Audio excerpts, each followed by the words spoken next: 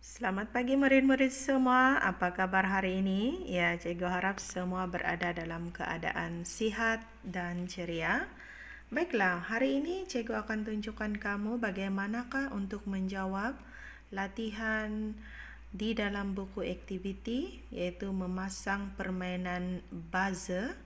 Okey, muka surat berapa? Okey, lihat di sana 54, muka surat 54.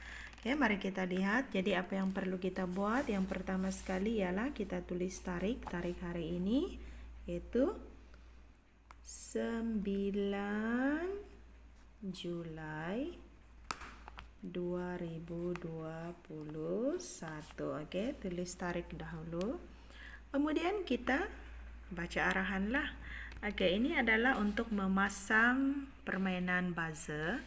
Alat dan bahan diperlukan ialah sel kering, buzzer, wayar penyambung. Jadi apa yang kita perlu buat ialah kita diminta lakarkan permainan buzzer menggunakan alat dan bahan di atas. Okey, jadi kita perlu lakarkanlah begini. Lakarkan maksudnya kita lukis.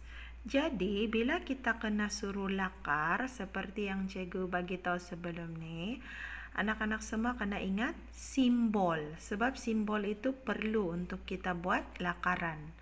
Okey, jadi di sini cikgu tunjukkan kalau ada yang sudah lupa. Okey, lihat di sini ya. Bagi komponen pertama sel kering, okey, ini gambar yang sebenar, simbolnya adalah ini. Ingat tu simbol dia ini. Fungsi membekalkan tenaga elektrik kepada litar. Okey, yang kedua ialah mentol. Mentol dia punya gambar ini. Kemudian simbolnya seperti ini. Menghasilkan cahaya apabila elektrik melaluinya. Swiss, ini, dan simbolnya adalah seperti ini, melengkapkan atau memutuskan litar. Wayar, ini gambarnya, kemudian simbolnya garis lurus sahajalah, membenarkan tenaga elektrik mengalir melalui litar. Dan ini adalah komponen asas. Jadi komponen tambahan yang kita pelajari hari ini buzzer. Okey, kita lihat di sini ya. Ada 6, ada 5 lah, 5 tambahan. Okey. Yang pertama, pemancar cahaya, simbolnya begini, memancarkan cahaya setelah menerima arus elektrik. Perintang, simbolnya seperti ini, menghadkan pengaliran arus elektrik. Kapasitor, simbolnya seperti ini, menyimpan dan membuang cas. Dan keempat, transistor. Okay, simbolnya seperti ini, bertindak sebagai suis kawalan. Dan kelima, buzzer. Ini yang kita pelajari hari ini, simbolnya seperti ini, mengeluarkan bunyi. Okay. Dan suis samalah dengan yang ini tadi. Okay. Melengkapkan dan memutuskan litar. Okay, jadi apabila kita sudah tengok di sini simbol, kita perlu 3 ni lah, simbol sel kering, simbol wayar, dan simbol buzzer. Ada 3 sahaja. Okay, mari kita cuba lakarkanlah macam mana. Okay, jadi mula-mula kita perlu lukis lakarkan sel kering dahulu. Berapa sel kering di sini? Kita lihat cuma ada 1. Jadi simbolnya perlu tulis 1 sajalah. Ini mewakili 1 sel kering, 1 garisan panjang, 1 garisan pendek. Kemudian kita garis macam ni, ini mewakili wayar sudah.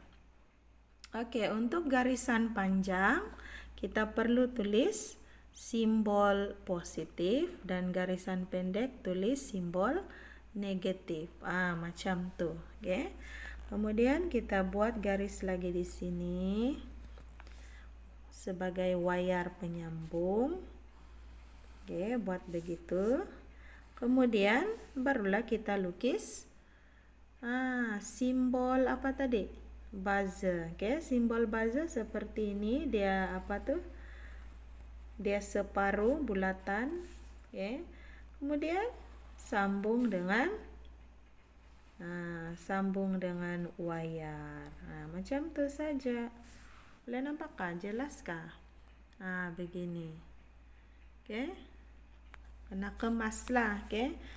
Lukis kemas yang cikgu tunjukkan ni kurang kemas, nanti kamu gunakan pembaris.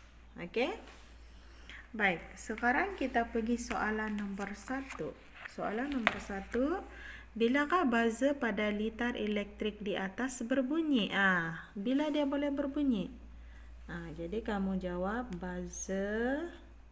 Tidak perlu buzzer. Terus jawab. Okey, soalan sains tidak perlu seperti bahasa Melayu. Okey, terus jawab apabila buzzer disambungkan dengan apa? Dengan inilah tadi. Dengan sel kering. Okey, dengan sel kering. Okey. Soalan kedua, bolehkah buzzer berfungsi sebagai suis dalam litar? Sudah kita tengok di sini kan tadi. Fungsi buzzer hanya mengeluarkan bunyi. Jadi, mana dia boleh ganti fungsi suis? Jadi jawapannya tidak. Tidak boleh. Okey, tidak boleh. Kenapa? Nyatakan sebab kerana buzzer ni macam mentol lah. Mentol hanya berfungsi keluarkan cahaya.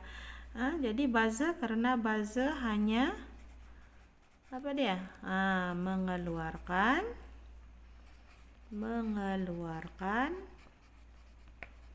bunyi. Okey? Selesai. Okey, jadi cikgu harap kamu dapat selesaikan latihan ini dan hantar gambar jawapan dengan cikgu.